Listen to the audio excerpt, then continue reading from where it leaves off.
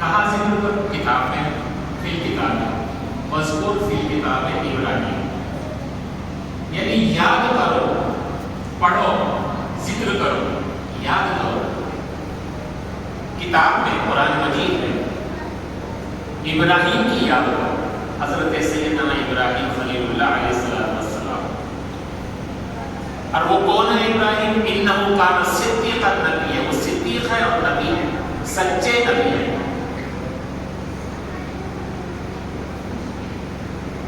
تو ہم کو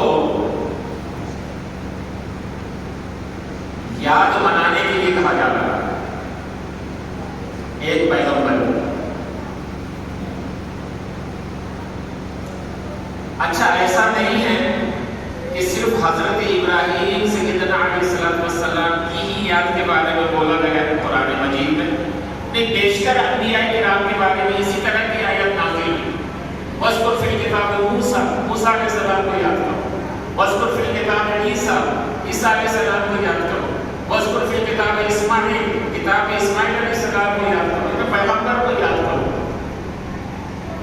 تو اللہ رب العزت یاد منا رہا ہے مبارک ہستیوں کی، اور آپ کو بھی حکم دے رہا ہے کہ ان کو یاد کرو۔ مطلب یہ ہے کہ یاد منانا اللہ رب العزت کی سنت ہے، طریقہ ہے، اور ہم کو جو حکم دیا جا رہا ہے ہم اس کا حکم مانیں کہ ہم بھی نبیوں کی یاد منائیں۔ تو لہذا اسی لیے ہم کبھی سیدنا حضرت ابراہیم علیہ السلام کی یاد کرتے ہیں، کبھی ہم سیدنا ان کے فرزند ارجمند سیدنا حضرت اسماعیل علیہ السلام کی یاد کرتے ہیں، کبھی حضرت موسیٰ علیہ السلام کی یاد کرتے ہیں، تو کبھی عیسیٰ علیہ السلام کی یاد کرتے ہیں، کبھی حضرت سلیمان علیہ السلام کی یاد کرتے ہیں، کبھی حضرت داؤد علیہ السلام کی یاد کرتے ہیں، کبھی حضرت ادریس علیہ السلام کی یاد کرتے ہیں، کبھی حضرت زکریا علیہ السلام کی یاد کرتے ہیں، کبھی حضرت احمد مصطفیٰ محمد مصطفیٰ صلی اللہ تعالیٰ علیہ وسلم کا ذکر خیر کرتے ہیں، جشن عید میلاد النبی مناتے ہیں، جشن امام علی مناتے ہیں، ان کی یاد کرتے ہیں، جشن حضرت امام حسن مناتے ہیں، ان کی یاد کرتے ہیں، جشن حضرت امام علی مقام حسین علیہ السلام مناتے ہیں، ان کی یاد کرتے ہیں، بی بی سیدۃ النساء فاطمہ الزہرا کا دن مناتے ہیں، ان کی یاد کرتے ہیں، کبھی خواجہ اجمیری کا دن مناتے ہیں، ان کی یاد کرتے ہیں، کبھی غوث العظم دستگیر پیر عالمی رضی اللہ تعالیٰ عنہ ان کا دن مناتے ہیں، ان کی فاتحہ ملاتے ہیں، ان کو یاد کرتے ہیں، کبھی سرکار حاجی عبد الرحمن سیلانی شاہ میاں رحمۃ اللہ تعالیٰ علیہ ان کا عرس مناتے ہیں، ان کی فاتحہ ملاتے ہیں، ان کی نیاز کرتے ہیں، ان کو یاد کرتے ہیں۔ تو یہ ہم سب کیوں یاد کرتے ہیں؟ قرآن پاک پر عمل کر رہے ہیں، اللہ کا حکم مان رہے ہیں، اور اللہ کا حکم مان کر ہم یہ تمام نیک ہستیوں کی یاد مناتے ہیں، کیونکہ اللہ نے ہم کو کہا ہے۔ اب یہ یاد منانا اہل سنت والجماعت ہی کے نصیب میں اور حصے میں ہے، باقی دوسرے لوگ یادیں نہیں مناتے بزرگان کی۔ جی تو ماشاءاللہ الحمدللہ آج جو ہے یوم عرفہ،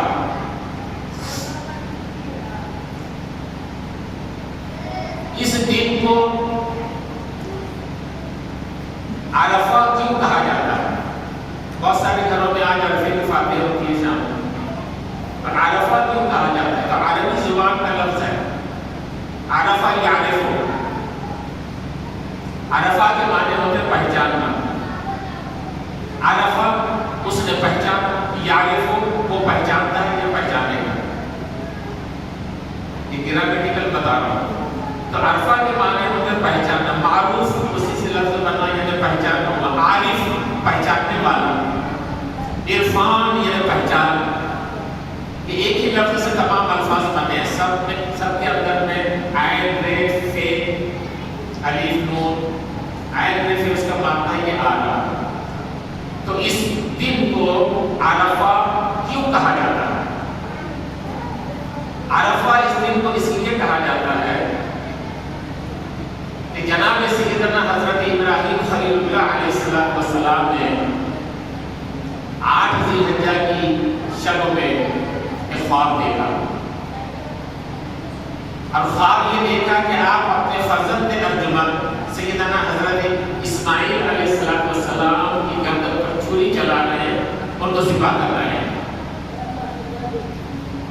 خواب سے بیدار ہوئے تو تھوڑا سا تردد پیدا ہوا، دوسرے دن پھر وہی خواب نظر آیا، دوسرے دن پھر وہی خواب نظر آیا کہ آپ ذبح کر رہے ہیں اپنے صاحبزادے کو، اپنے فرزند کے ارجمند کو۔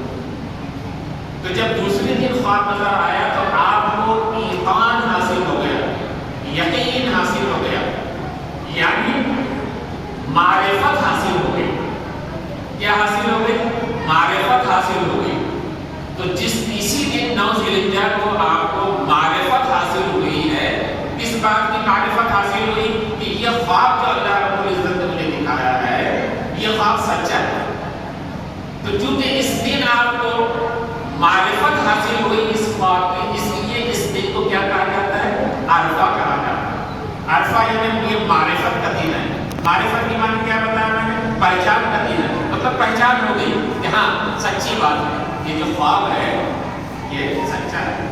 اب نبی کا خواب کبھی جھوٹا نہیں ہوتا، امتی کا خواب تمہارا ہمارا جھوٹا ہو سکتا ہے، ہر خواب سچا نہیں ہوتا۔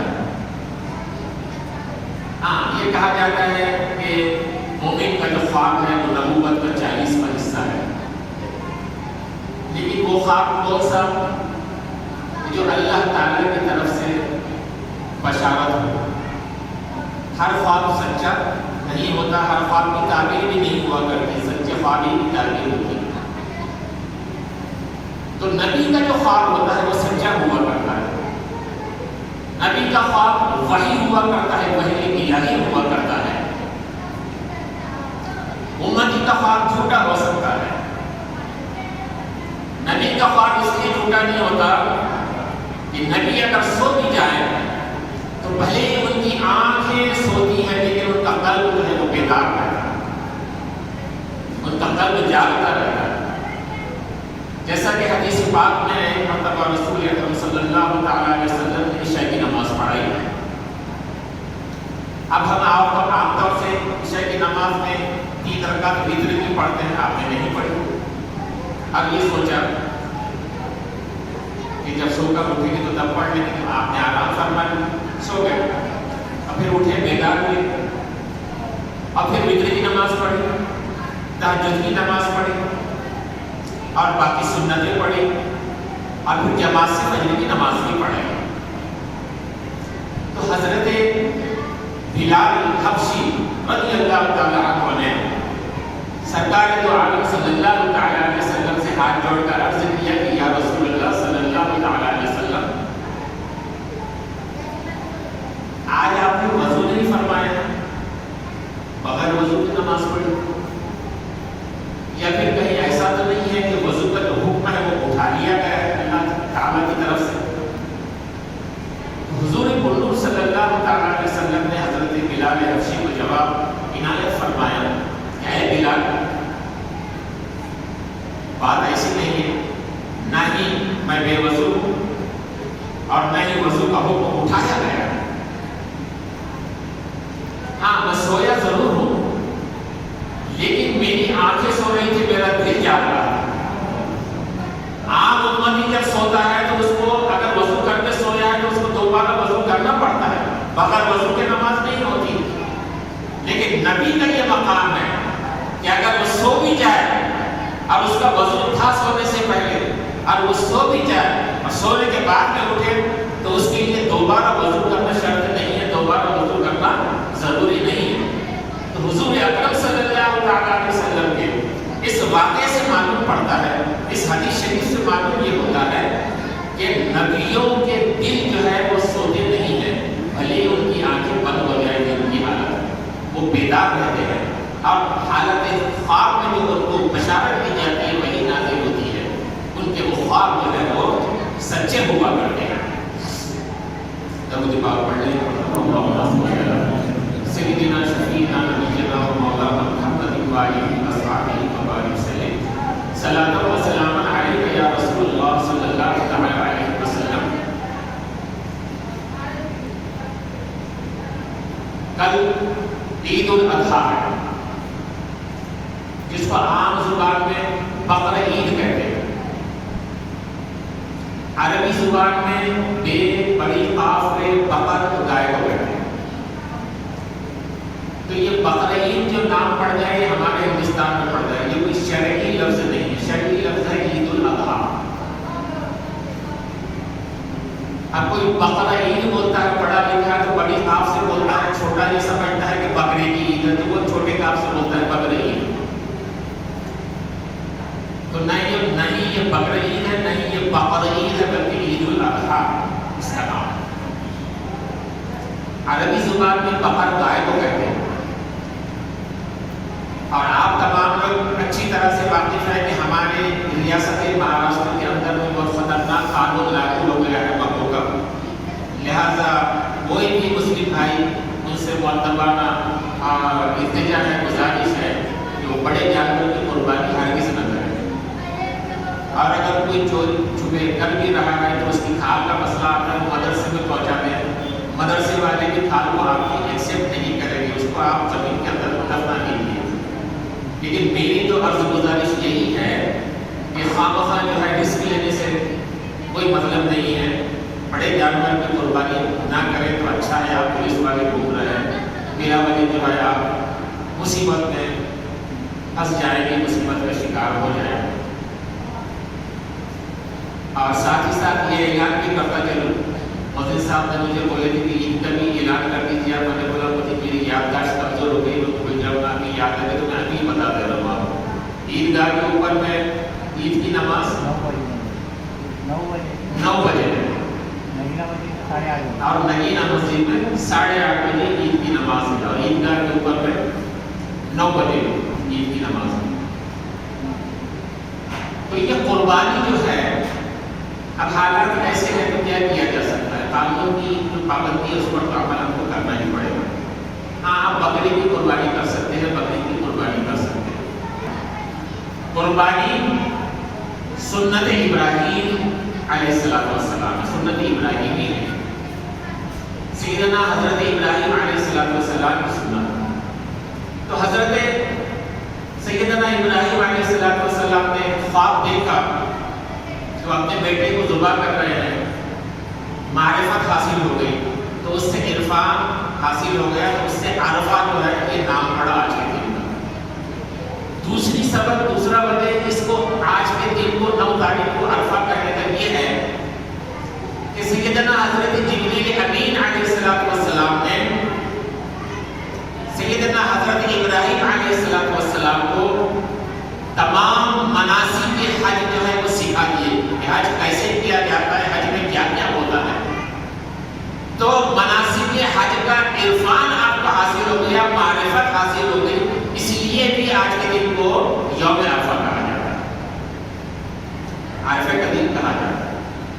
اور تیسری ایک وجہ یہ ہے کہ آج جو ہے حجاج کرام میدان عرفات میں وقوف کرتے ہیں، ٹھہرتے ہیں، وہاں پر قیام کرتے ہیں میدان عرفات میں، تو اس لیے بھی آج کے دن کو یوم عرفہ کہا جاتا ہے۔ یوم عرفہ کیوں کہا جاتا ہے آج کے دن کو 9 ذی الحجہ کو؟ اس کی 3 وجوہات میں نے بتائی آپ کے ساتھ، اس کی 3 وجہ تسمیہ بتائی۔ تو خواب دیکھا حضرت سیدنا ابراہیم علیہ السلام نے، تو اپنے بیٹے کو تیار کیے، اپنی آئیڈیا سے کہا زوجہ محترمہ سے کہ اسماعیل کو تیار کر دو، نہلا دھلا کر اچھے کپڑے پہنا دو، اس کو کھیلنے میں جانا ہے۔ لے کر گئے، جنگل میں لے کر گئے۔ دیکھیے کیسے نبی ہے اور کیسے فرزند ہے۔ بیٹے سے کہا اے اسماعیل یا بنی انی اری فی المنام انی اذبحک فانظر ماذا ترى، یا بنی اے میرے بیٹے، میں نے خواب میں دیکھا ہے کہ میں تمہیں ذبح کر رہا ہوں، انی اری فی المنام، نیند میں دیکھا میں تمہیں ذبح کر رہا ہوں، فانظر ماذا ترى، تو تمہارا کیا خیال ہے اس بارے میں، تم بتاؤ تم کیا کہتے ہو۔ تو کیسا باپ ہے، کیسے والد ہے اور کیسے بیٹے ہیں؟ تو بیٹے نے جواب دیا یا ابت افعل ما تؤمر ستجدنی انشاءاللہ من الصابرین۔ آئے میرے والد گرامی، آپ کو جیسا حکم ہوا ہے آپ ویسا ہی کیجیے، انشاءاللہ مجھے آپ صابرین میں سے پائیں گے۔ یعنی بیٹا بھی راضی ہو گئے، باپ تو اللہ کے حکم پر راضی ہے، بیٹا بھی راضی ہو گئے۔ بیٹے نے یہ اعتراض نہیں کیا کہ آپ نے تو خواب دیکھا ہے، ہو سکتا ہے خواب کی کوئی حقیقت ہوتی ہے، لیکن بیٹا سمجھ گیا کہ نبی کا خواب وحی الہی ہوتا ہے، تو بیٹے نے خواب کا ذکر لفظ استعمال نہیں کیا، بلکہ بیٹے نے یہ کہا کہ اللہ کا آپ کو جیسا حکم ہے۔ حضرت ابراہیم علیہ السلام نے یہ تو نہیں کہا کہ مجھے اللہ کا حکم ہوا ہے، آپ نے تو یہ کہا کہ میں نے حالت نیند میں ایسا دیکھا ہے کہ میں تجھے ذبح کر رہا ہوں۔ لیکن بیٹا کیا جواب دے رہا ہے؟ بیٹے نے جواب دیا کہ آپ کو اللہ کا جیسا حکم ہوا ہے آپ ویسا کیجیے، انشاءاللہ مجھے آپ صبر کرنے والوں میں پائیں گے۔ اب یہ تمام واقعات جو ہے بہت سارے وہ تفصیل ہے، اس تفصیل میں جانا نہیں چاہتا، آپ ہر سال سنتے رہتے ہیں اور سنے بھی ہوں گے اس بارے میں امام صاحب سے۔ تو آپ نے ذبح کرنے کے لیے لٹایا، بیٹے نے کہا کہ ذرا چھری کو اچھی طرح سے تیز کر لیجیے، کہیں ایسا نہ ہو کہ میری گردن پر چھری چلانے میں آپ کو تکلیف ہو۔ دیکھیے کیسا بیٹا ہے، بیٹا بھی کیسا اللہ والا ہے، بیٹا بھی نہیں ہے۔ اور آئے میرے ابا جان اپنی آنکھوں پر پٹی باندھ لیجیے تاکہ آپ مجھے دیکھ نہ سکیں، کہیں ایسا نہ ہو کہ میری گردن پر آپ چھری چلا رہے ہیں اور آپ کے دل کے اندر میں میری محبت جاگ جائے اور آپ مجھے ذبح نہ کر سکیں، تو آنکھوں پر پٹی باندھ دیجیے۔ کیسے نبی ہیں اور کیسے بیٹے ہیں وہ، تو آپ علیہ السلام نے ویسے ہی کیا، چھری کو تیز کر لیا، آنکھوں پر پٹی باندھ دی، اور اب ذبح کرنے ہی والے ہیں کہ یہ منظر اللہ رب العزت دیکھ رہا ہے، فرشتے دیکھ رہے ہیں۔ حضرت جبرائیل علیہ السلام کو اللہ رب العزت نے حکم دیا کہ فوراً جو ہے جنت سے دبا نکل جاؤ، اسماعیل کو ہٹا دبے کو وہاں پر رکھو۔ حضرت جبرائیل علیہ السلام کہتے ہیں کہ میں اپنی زندگی میں اگر سب سے زیادہ تیز رفتار سے چلا ہوگا تو اس وقت جب حضرت ابراہیم علیہ السلام اپنے بیٹے کو ذبح کرنے والے تھے، سب سے زیادہ تیز رفتار سے اس وقت میں چلا تھا۔ جنت سے ایک دبا لے کر آئے، جبرائیل امین علیہ السلام حضرت اسماعیل علیہ السلام کو ہٹایا، اتنی دیر کو وہاں پر لٹا دیا۔ اب ان کی تو آنکھوں پر پٹی بندھی ہوئی تھی، انہوں نے جو ہے وہ چھری چلا دی، بیٹا بچ گیا، دبا ذبح ہو گیا۔ آنکھوں سے پٹی کھولی تو کیا دیکھتے ہیں کہ بیٹا تو ایک طرف ہے، دبا ذبح ہو گیا۔ اللہ رب العزت نے فرمایا قرآن مجید فرقان حمید میں، وَفَدَيْنَاهُ بِذِبْحٍ عَظِيمٍ، ہم نے ایک ذبح عظیم سے، ایک بڑی قربانی سے اسماعیل کو بچائی ہے۔ وَفَدَيْنَاهُ بِذِبْحٍ عَظِيمٍ وَتَرَكْنَاهُ فِي الْآخِرِينَ، اور بعد والوں کے لیے یہ قربانی چھوڑ دی۔ ہم نے ایک بڑی قربانی سے اسماعیل کو، ابراہیم کو بچا لیا اور عرض کیا کہ ابراہیم تم نے اپنے خواب کو سچا کر دکھایا ہے، ہم تو تمہارا امتحان لے رہے ہیں۔ حضرت ابراہیم علیہ السلام کی زندگی میں یہ بڑا زبردست امتحان تھا، گویا کہ پل صراط تھا۔ پل صراط کے بارے میں سنا ہوگا آپ نے، ایسا کہا جاتا ہے کہ امت کو، لوگوں کو اس پر سے گزرنا پڑے گا۔ اب اس کے بارے میں یہ بتایا گیا ہے کہ وہ بال سے زیادہ باریک پل ہوگا۔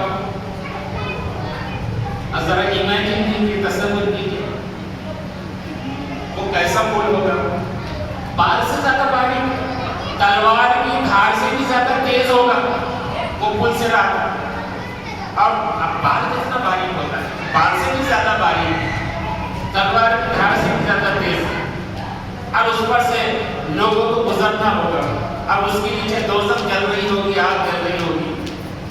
اب اس پر سے جو گناہ گار چلے گا تو وہ گر جائے گا دوزخ کے اندر میں، کٹ کر، اس سے کٹ کر گر جائے گا، اور جو ایمان والا ہوگا وہ اس پر سے گزر جائے گا۔ تو یہ ہے پل صراط۔ صوفیاء کرام نے کہا کہ انسان کی زندگی میں بھی پل صراط آتا ہے، اگر صحیح ایمان اور ایقان کے ساتھ میں اس پر سے گزر جائے تو گویا کہ وہ پل صراط پر سے گزر جائے، یہاں دنیا کے اندر میں بھی اور وہاں پر بھی گزر جائے۔ اب کیسا پل صراط آیا ہے حضرت ابراہیم علیہ السلام کی زندگی میں؟ ہم اور آپ ہوتے اس کی جگہ پر تو تگودو میں ہوتے، پریشان ہو جاتے، یہ ایسا کیسا خواب ہے، دو دو تین تین مرتبہ نظر آ رہا ہے، اور وہ ایسا بیٹا حضرت اسماعیل علیہ السلام کی اولاد کب ہوئی، کتنی عمر میں؟ 80 سال کے عمر میں۔ 80 سال تک ان کو کوئی اولاد نہیں، کوئی بیٹا نہیں، کوئی بیٹی نہیں۔ تو اتنی منتوں والا بیٹا، اتنی مرادوں والا بیٹا 80 سال کے بعد میں اولاد دے رہا ہے اللہ پاک، بڑھاپے کے حالت کے اندر میں 80 سال کی عمر میں اولاد دے رہا ہے، تو کتنی محبت ہوگی اس بیٹے سے۔ تو کیسا پل صراط آ گیا زندگی کے اندر میں، لیکن آپ کے قدم ڈگمگائے نہیں، ذرا سی لرزش نہیں ہوئی، آپ نے اللہ کی راہ میں اپنے بیٹے کو قربان کرنے کے لیے لٹا دیا۔ ہم نے صرف یہ تو لٹایا بلکہ قربانی کر بھی دی، اور اللہ پاک نے فرمایا کہ فدیناہ بذبح عظیم، ہم نے آپ کو بڑی قربانی سے بچا لیا، وترکناہ فی الآخرین، اور ہم نے اس کو بعد والوں کے واسطے چھوڑ دیا۔ اب ذرا غور کیجیے، بعد والے کون ہیں؟ جنہوں نے واقعی اپنی جانوں کی قربانی دی۔ میدان کربلا کے اندر میں سیدنا حضرت امام حسین علیہ السلام اور ان کے ساتھی 72 لوگوں نے اپنی جانوں کے نذرانے اللہ کی راہ میں پیش کیے۔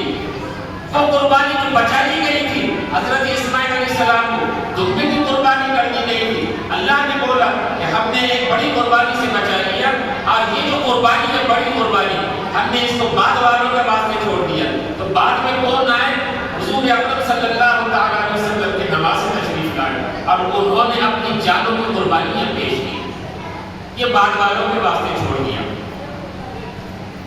تو یہ قربانی جو ہے یہ سنت ابراہیمی ہے۔ ہم قربانی کیوں کرتے ہیں؟ اچھا، قربانی کس پر ہے؟ جو صاحب نصاب ہے، ہر ایک پر قربانی واجب نہیں ہے۔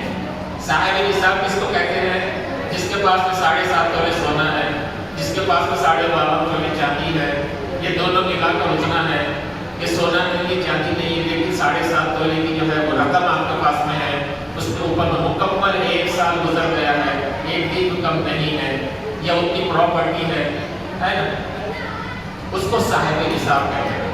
اس کے اوپر میں حج بھی فرض ہو گیا، قربانی بھی واجب ہو گئی، اس کے اوپر میں زکوٰۃ بھی واجب ہو گئی، یہ شخص صاحب نصاب ہے۔ تو ہر شخص قربانی کو نہیں کرنا چاہیے، جو صاحب نصاب ہے جس پر قربانی واجب ہے اسی نے قربانی کرنا چاہیے۔ کہ یہ قربانی کیا ہے؟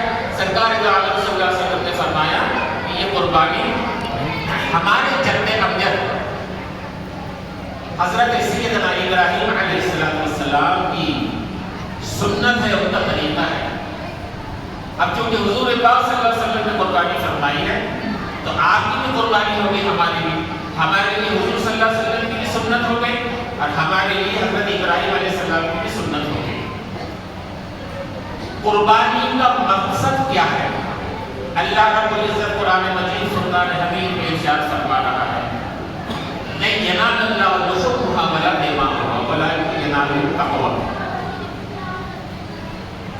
قربانی کا مقصد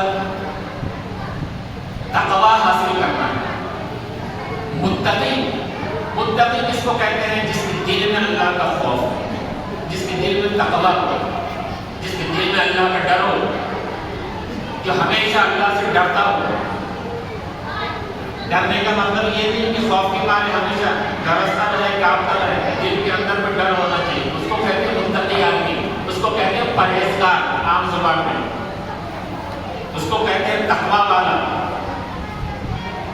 تو قربانی دینے کا مقصد اللہ پاک نے کیا بیان فرمایا ہے؟ تقوی، متقی۔ تو فرمایا گیا کہ لن ینال اللہ لحومها، جو تم قربانی کر رہے ہو، لحومها اس کا جو گوشت ہے وہ اللہ کو نہیں پہنچتا. اللہ کیا بول رہا ہے؟ تم جو قربانی کر رہے ہو اس کا گوشت اللہ کو نہیں پہنچتا. قرآن مجید میں ہوگا اسے کیا کو کرتے ہو لَن يَنَالَ اللَّهُ لُحُومَهُ وَلَا دِمَاؤُهَا, اور نہ ہی اس کا خون پہنچتا ہے. اللہ کو اس کی کوئی ضرورت نہیں ہے. تمہارے قربانی میں جانور کی نہ تو گوشت کی ضرورت ہے نہ تو خون کی ضرورت ہے. اللہ کو اس کی کوئی ضرورت نہیں. لَن يَنَالَ اللَّهُ لُحُومَهَا وَلَا دِمَاؤُهَا, تو پھر کیا پہنچتا ہے اللہ کو؟ وَلَٰكِن يَنَالُهُ التَّقْوَىٰ, اگر کچھ پہنچتا ہے اللہ کو تو وہ ہے تقویٰ. مطلب یہ ہے کہ تم جو قربانی کر رہے ہو تو کون سی نیت سے کر رہے ہو؟ اللہ واقعی تو تمہاری نیتوں سے. اب بہت سارے لوگ دکھانے کے واسطے کرتے ہیں, بڑا شور شرابہ کرتے ہیں, پورے محلے کے اندر میں گھماتے ہیں, ہار بھی ڈال دیتے ہیں اس کے گلے کے اندر, اس کو بڑا سجاتے ہیں سنوارتے ہیں اور سینہ تال کے بھی چلتے ہیں, دیکھو میں نے کیسا جانور لایا. مطلب دکھاوا کرتے ہیں, ریاکاری کرتے ہیں. کیا کرتے ہیں؟ ریاکاری. تو ریاکاری جو ہے ایک چھوٹے قسم کا شرک ہے. شرک بڑا شرک نہیں ہے لیکن چھوٹا شرک ہے. اب اس میں تقویٰ رہا گیا. جب ریاکاری آ گئی تو بتائیے مجھے تقویٰ رہا گیا تو اللہ کے راستے قربانی کر رہے نہیں, تقویٰ نہیں رہا. اللہ بول رہا کہ مجھے تقویٰ پہنچتا ہے, جانور کا نہ تو گوشت پہنچتا ہے نہ تو خون پہنچتا ہے. وَلَٰكِن يَنَالُهُ التَّقْوَىٰ, مجھے بس تقویٰ پہنچتا ہے کہ اللہ کا تمہارے دل کے اندر کتنا ڈر ہے, کتنا خوف ہے, کتنا تقویٰ ہے. حدیثوں میں آتا ہے مسلم شریف کے اندر میں کہ بروز حشر ایک شخص کو اللہ کے حضور لایا جائے گا. وہ شخص بڑا دیندار, اس نے اللہ کی راہ میں جہاد کیا, شہید کہلایا. اللہ پوچھے گا, اس سے سوال کرے گا, مجھے دنیا سے میرے لیے کیا لے کر آیا؟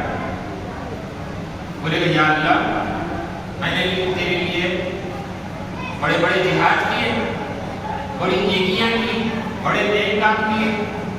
تیرے دین کے اوپر میں جب پریشانی آ گئی تھی, ایسا وقت آ گیا تھا تو مجھے اپنی جان دینے کی ضرورت پڑی تو میں نے اپنی جان دے دی تیرے راستے میں. اللہ اس کو فرمائے گا تو جھوٹ بول رہا ہے, تو جھوٹ بول رہا ہے, تو نے میرے واسطے میرے راہ میں جان نہیں دی, بلکہ تو دنیا والوں کو یہ جتانا چاہتا تھا کہ میں مرنے کے بعد میں شہید کہلاؤں اور بڑا بہادر کہلاؤں, بڑا جوانمرد کہلاؤں. اس کے واسطے تو نے جنگ لڑی ہے اور شہید ہوا ہے, تو جھوٹا ہے. فرشتوں کو بولے گا اس کے گلے میں پتھر ڈال کر جہنم کے اندر میں چھوڑ دیا. ایک عالم کو بلایا جائے گا, اس سے پوچھا جائے گا تو نے دنیا سے میرے لیے کیا لے کر آیا؟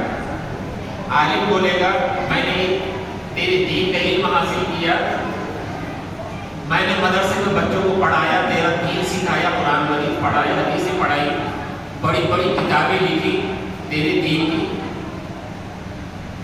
لوگوں کو تعلیم دی, بچوں کو تعلیم دی, بڑوں کو تعلیم دی. زندگی بھر میں نے تیری راہ میں تیرا دین, تیرے محبوب صلی اللہ علیہ وسلم کے دین کو عام کرنے میں گزاری ہے پوری زندگی پہلے. اللہ فرمائے گا کہ تو جھوٹا ہے. عالم کو بولا جائے گا تو جھوٹا ہے, تو نے میرے لیے کچھ بھی کام نہیں کیا, بلکہ تو نے تیری نیت یہ تھی, تیرے اندر میں ریاکاری شامل ہو گئی تھی کہ لوگ تیری تعریف کریں, دنیا والے تیری واہ واہ کریں کہ کتنے اچھے عالم صاحب ہیں, کتنی دین کا تعلیم دیتے ہیں, کتنا اچھا علم سکھاتے ہیں لوگوں کو. تو وہ تعلیم تو حاصل ہوگی دنیا کے اندر میں. شہید کو بولا جائے گا کہ تیری جمع بندی کے, تیری بات ہونے کی تعریف کرتی دنیا کے اندر میں لوگوں نے, تو چاہتا تھا دنیا کے اندر میں میرے کو مل جائے. فرشتوں کو بولا جائے گا یہ جہنم میں چھوٹی چھوٹی لکڑیاں مت لگاؤ, اس کے اندر میں بڑے بڑے پھوڑ ہونا, یہ عالموں کو ڈالو والے جہنم کے اندر یہ بڑے بڑے پھوڑ ہے, ان سے جو ہے آگ بڑھ جائے گی, پہلے ان کو ڈالو. مطلب کہنے کا میرا یہ ہے حضرات گرامی کہ کوئی بھی آپ نیک کام کرے، آپ کا عمل چھوٹا ہو یا بڑا ہو، وہ دکھاوے کے لیے نہیں ہونا چاہیے، اس کے اندر میں ریاکاری ذرا سی بھی نہیں ہونا چاہیے، ورنہ آپ کا عمل برباد ہو جائے گا۔ آپ اگر یہ چاہتے تھے کہ لوگوں کو معلوم ہو جائے کہ میں نے کتنا بڑا جانور لایا ہے، کتنا بڑا بکرا لایا ہے، لوگ میری تعریف کریں، میرے بکرے کی تعریف کریں، میرے بیل کی تعریف کریں، تعریف دنیا کے اندر میں مل گئی آپ کو، آخرت میں اس کا کوئی صلہ نہیں ملے گا، کیونکہ آپ نے تقویٰ نہیں لے کر گیا۔ اللہ نے بولا لَن يَنَالَ اللَّهُ لُحُومُهَا وَلَا دِمَاؤُهَا وَلَٰكِن يَنَالُهُ التَّقْوَىٰ، اللہ کو نہ گوشت